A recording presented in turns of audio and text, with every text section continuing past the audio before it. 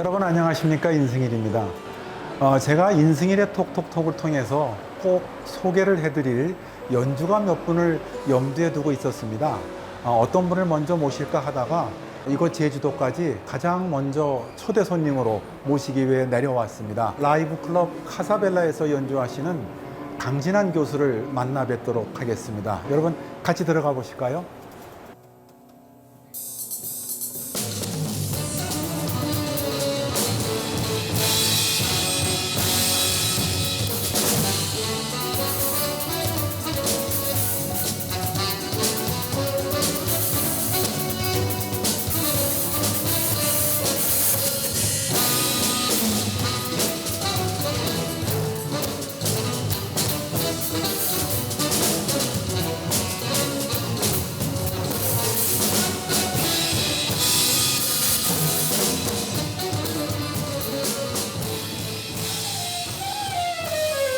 강 교수님 안녕하세요. 아유, 뭘 이렇게 연습을. 나는 그저 다리는 이렇게 있다가 탁 나서서 탁 내면 연주가 나올 줄 알았더니. 나 연습해. 그러시구나. 너무 오래간만에 해서 반갑고요. 말씀도 나누고 좀 그러는 시간을 혜택해 주시면 고맙겠습니다. 네, 감사합니다. 제가 지금 만나는 분은 강진환 교수입니다. 대학 강단에도 오래 쓰셨고 겸임 교수로 또 생활음악과는 뭐 거의 강의를 해주신 거로 알고 있고 악단장을 거치신 데가 더 많아요, 보니까. 예, TBS가 그렇죠. 네. CBS나 뭐 이런 데는 아이넷 뭐 이런 데는 이제 악단장을 했었고요. 이제 KBS는 이제 관현악단에 이제 객원으로 오래 했었죠. 그런 데다가 코리안 팝스 오케스트라 빅밴드인데 거기에도 또 악단장으로 지휘를 하셨어요. 제주도에 오신 지는 몇 년 되셨어요? 제주도에 8년 됐습니다. 8년. 예. 나이가 이제 60이 되면은 제주도 와서 살겠다고 여기 제주도에 음악하는 선후배들한테 약속을 한 게 있었는데 그동안 뭐 고생했으니까 이제 나를 위해서 골프도 즐기고 이렇게 좀 쉬고 싶어가지고 그렇게 공헌을 했던 게 정말 딱 60에 오게 됐어요. 제가 강 교수님을 처음 뵌 것은 2019년 10월이었습니다. 그때 제주시에 왔다가 우리 후배가 여기 참 좋은 곳이 있다고 그래서 왔더니 우리 강진환 교수께서 연주를 하셨는데 제가 그때 김 시스터즈가 생각났어요. 김 시스터즈. 왜 김 시스터즈가 생각났냐 하면 1958년에 아마 우리나라의 원조 걸그룹일 거예요. 그렇죠. 네. 라스베가스로 가가지고 예, 이제 외국 섭렵을 갈 때. 했어요. 김 시스터즈 세 자매가 그때 다룰 수 있는 악기가 16가지였다고 했어요. 모든 악기를 다 모든 다뤘죠. 악기를. 예. 그런데 강 교수님이 한 10가지를 혼자 다루시는 것 같더라고. 그래서 야, 이렇게 멀티플한 연주자가 우리나라에도 있었구나 하는 걸 처음 느꼈어요. 그래서 한 방에 제가 반해버려가지고 그날 이후로 한 3번 이 자리에 계속 와서 연주를 듣고 그렇게 한 적이 그랬죠. 있습니다. 예. 네.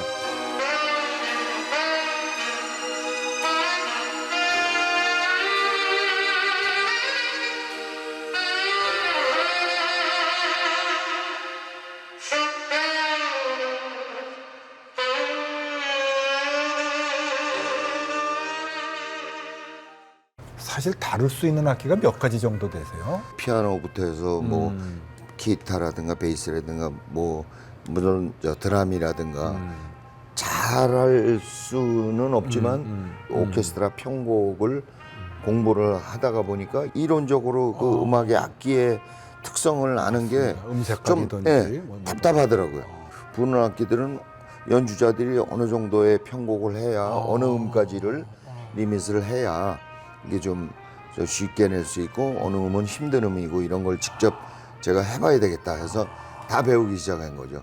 그리고 이제 결정적인 원인은 세종문화회관에서 춘향전이라는 걸 했었어요. 편곡을 제가 맡게 됐었어요. 그때 이제 국악기를 또 하나하나 뭐 해금, 아쟁, 대금 뭐 여러 가지 악기를 스케일만이라도 알아보자. 그래야 몸 편곡이 음이 나오고 그러니까 그쪽으로 국악 쪽으로 무지하다가 그거를 뭐 몇 분 몇 초 등장 30초 아주 구슬픈 뭐 해금 소리로 뭐 어떻게 이런 그 그렇죠. 지문대로 하려니까 그럼 이 악기 특성을 해서 이렇게 편곡을 해야 되는데 그게 너무 힘들더라고요. 그러다 보니까 이거는 악기를 알지 못하고서는 편곡을 하는 게 아니다 생각이 들어가지고 하나하나 다 배우게 된 거죠.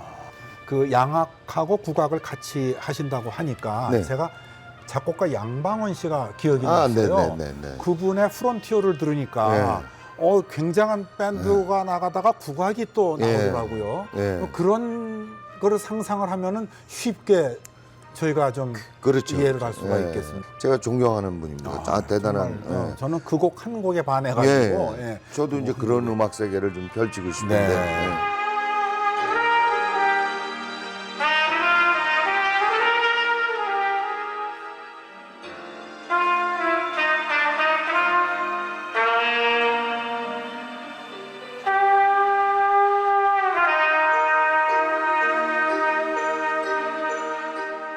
원래 전공은 뭘로 시작을 하셨어요? 원래는 제가 학교 때 이제 클라리넷으로 시작했어요. 클라리넷으로. 예. 저는 원래 이제 이 클래식 쪽의 지휘자가 꿈이었었거든요. 친구들이 살살 꼬셔가지고 그룹 사운드 하자는 바람에 색소폰을 갖고 나와가지고 이제 그룹을 시작하면서부터 이쪽 대중음악 쪽으로 이게 완전히 바뀌었죠. 예. 바뀌었네요. 근데 반은 이뤘어요. 꿈은 뭐 대중음악 쪽에서 그렇죠. 지휘는 했으니까. 그렇죠. 클라리넷을 배우면은 색스폰 연주하고 지판이 같아서 뭐 비슷하다 이런 말씀을 하시는 분도 있고 전혀 다르다고 그러는 분도 계세요. 그게 이제 어떤가요? 뭐 색스폰하고 이제 마우스피스로 목관악기니까 리드를 통해서 그건 똑같고 스케일도 어느 정도 비슷한데 이 완전히 뭐 밑에 음역 내려가서는 그렇겠군요. 포지션이 완전 틀리고 아. 그게 좀 헷갈리죠 색소폰하고. 근데 이제 클라리넷을 먼저 하다가 색소폰을 하니까 관악부 쪽에서는 클라리넷이 이 오케스트라의 바이올린 역할을 하거든요. 그러니까 굉장히 바빠요 연주하기가. 그러다가 색소폰 악보를 보니까 이거 뭐 방송악 보고 보니까 뭐 심리 걸러서 악보 하나씩 있는 거 비어 같고 있는 분이 많아. 너무 쉼표가 많아서. 그 클라넷은 피리처럼 저 구멍을 다 손으로 막아야 되기 때문에 조금 틀어지면 소리가 안 나고, 그런데 색소폰은 누르기만 하면 자동으로 다 닫으니까 너무 편하고요. 그래서 클라리넷을 한 다음에 색소폰을 하게 되니까 좀 쉬운 면이 많더라고요. 근데 흡사한 점이 많죠, 아무래도. 예.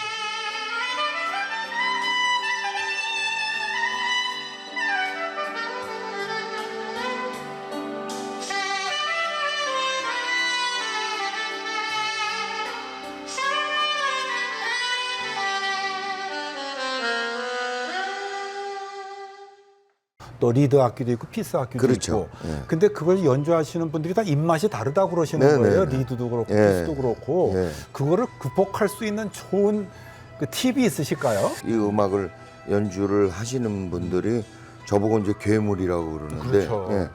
왜냐면 이제 피스악기, 리드악기를 이게 같이 할 수 없는 걸로 금기 시대에 있거든요. 안 되니까. 안 돼요.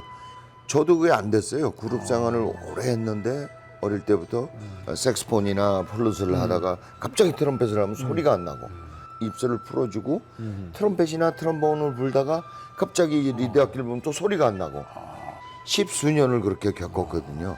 근데 한 1, 2분 입이 쉬었다가 불면은 되는데 리드 악기는 물어서 리드의 떨림으로 나는 거고 피스 악기는 무는 게 아니고 대고서 하는 거니까. 예, 마우스피스 안에다 입술을 넣고 하는 거니까 주법 자체가 다 틀리니까 그래서 굉장히 애를 먹었는데 연습을 계속 하다 보니까 어느 순간 탁 이거 하다가 일로 탁 바꿨는데 소리가 팍 나오더라고요 한 번에. 이게 왜 그러지? 그래서 이게 우연이 된 건가? 그런데 또 다시 바꿔서 이쪽으로 해보니까 또 되고. 근데 그 된 날부터 이제 계속 쭉 되더라고요 그게. 그러니까 제가 볼 때는 이 목관악기와 금관악기의 경계는 사실은 없는 거다. 수많은 연습이 있으면 예, 다 자동으로 이게 따라가는 거다. 그렇게 생각하고 있어요.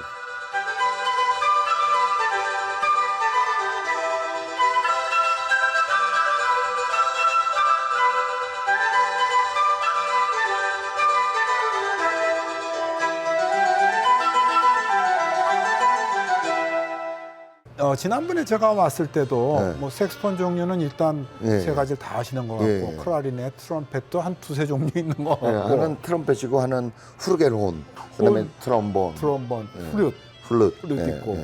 그러니 참 그날 제가 처음 와서도 저 악기들을 보면서 야, 인간의 한계가 다 있다고 느끼지만 우리 강진환 교수한테는 인간의 한계가 없구나 그런 느낌을 받았어요. 경험상 네. 가장 어려웠던 악기는 어떤 거예요? 배울 가장 어려운 거는 제가 지금도 생각해도 클라리넷이 어렵다고 생각을 해요. 제가 클라리넷을 전공으로 했는데도 클라리넷 주법을 그대로 고소해야 되고 그다음에 굉장히 세밀하게 손가락으로 다 구멍이 다 닫혀야 되고 지금 제가 색소폰을 오래 하다 보니까 클라리넷은 가끔 이렇게 신청곡 들어와서 하고 그러면 색소폰을 하던 타성이 있기 때문에 이게 온지는 잡지만 이거 꼭 구멍을 완전히 막지 못할 때가 있어요. 그럴 땐 소리가 안 나는 거 보고 당황해서 클라리넷은 역시 좀 힘들고 어려운 악기다. 클라리넷을 내가 계속 전공을 그것만 계속 불었다면 괜찮았을 텐데 이제 이 악기 저 악기를 하다가 보니까 저걸 전공자라고 내세울 정도까지 내가 연주가 안 된다. 뭐 이렇게 제가 자평을 합니다. 예.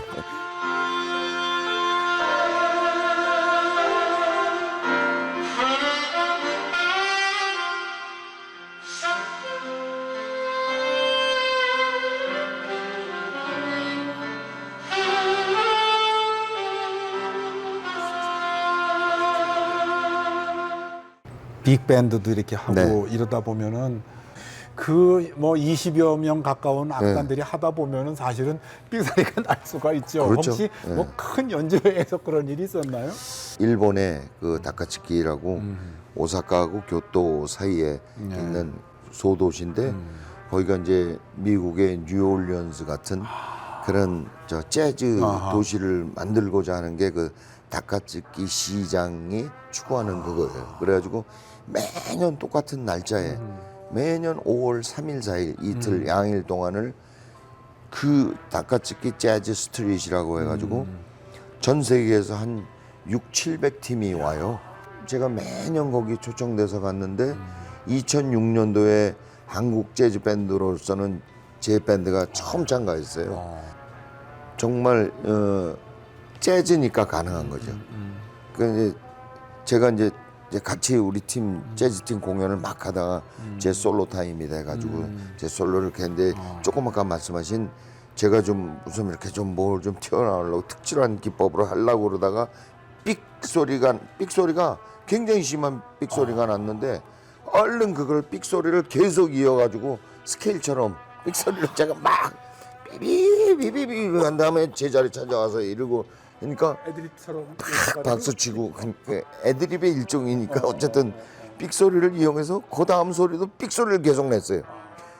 몇 옥타브 소리를 막 이렇게 내면서 하는 그런 기법이 있는데 얼른 그걸로 제가 얼른 메꿔버렸죠. 일부러 낸 것처럼 사실은 실수한 건데 그래서 그런 것도 있고 이 사실은 몸하고 악기하고 일체가 되는 거잖아요. 그렇죠. 그러기 네, 때문에 사실 무슨 뭐 실수가 있다는 거는 말이 안 된다 하지만 말 못하는 악기와 그거를 다루는 사람과 때로는 그것이 뭐 일체가 안 될 수도 있겠죠. 주종 관계 간에 좀 마찰도 있고 맞아요. 그렇죠. 그렇습니다. 맞습니다.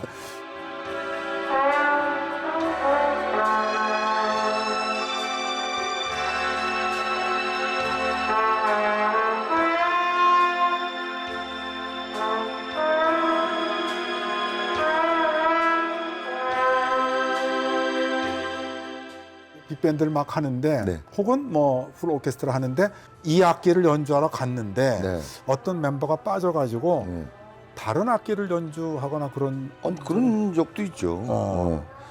그 한 사람 멤버가 빠져서 그러면 저는 빅밴드에서는 거의 지휘만 하고 이제 다 하지만 그 한 부분이 빠졌을 때는 제가 그 악기를 놓고 지휘하면서 그 부분을 꼭 거기에 화음이 들어가야 되는 섹션이라든가 이런 데는 꼭 제가 해주죠. 지휘하면서 그 부분은 이제 딱 트럼펫을 불어준다든가 그렇겠네요. 뭐 불어준다든가 하죠.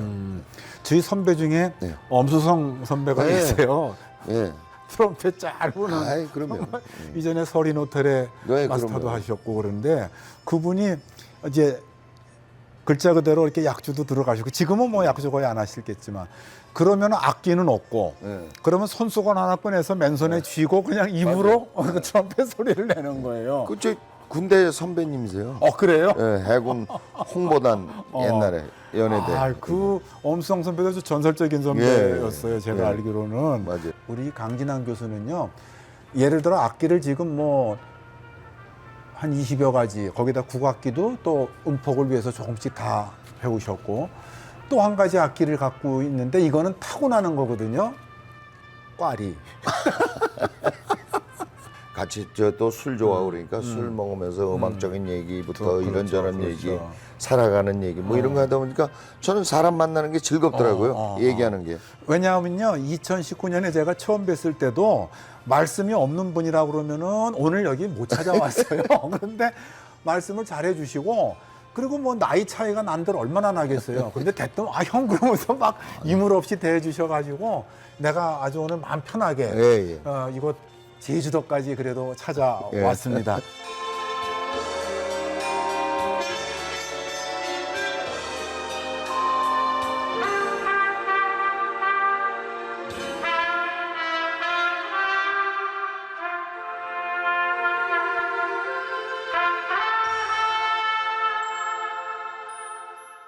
미국을 가실 계획이라고 예. 소문을 들었어요. 예전부터 계획되셨던 건가요? 예, 그렇게 계획이 돼 있었고 그쪽에서도 제가 이제 뭐 활동할 것들이 좀 있어가지고요. 교포사회에서도 저를 아시는 분들이 많고 그쪽의 교민들을 위해서 공연도 많이 다녔었거든요. 근데 이제 LA 쪽에 우리 방송이라는 라디오 방송국이 있는데 거기 이제 김홍수 회장님을 비롯해서 그 선후배들이 많이 계신데 거기서 뭐 음악 프로 같은 거 또 주최로 하는 공연 같은 거 이런 거를 좀 했으면 해가지고 가게 됐죠. 그다음에 또 사실은 이제 저희 이제 집사람이 또 미국에 있고 그러니까 미국에 가시면은 그 첫 번째 스케줄을 뭘 갖고 계시다고 그러셨죠? 8월에 이제 미국 뉴욕의 카네기홀에서 이 K-팝 이쪽으로 해서 그 공연이 있어요. 그래서 작년에 와서 계약을 하고 갔는데 그 제가 카네기홀하고 LA하고 그 제가 이제 지휘를 맡기로 했고 그 다음에 이제 9월 달에는 LA에서 또 저 공연이 있는데 그쪽에 또 이제 지휘를 맡게 돼가지고 그래서 이제 가면은 거기도 계속 음악 활동을 계속 할 것 같습니다. 예. 이제 카네기홀에서 미스터 트롯 이제 그때도 빅밴드 아마 지휘를 하실 것 같습니다. 막 광고가 될 테니까 그때 여러분들 많이 관람해 주시고 격려해 주시면 고맙겠습니다. 오늘 인터뷰는 여기서 마치겠습니다. 대단히 감사합니다. 감사합니다. 예. 감사합니다.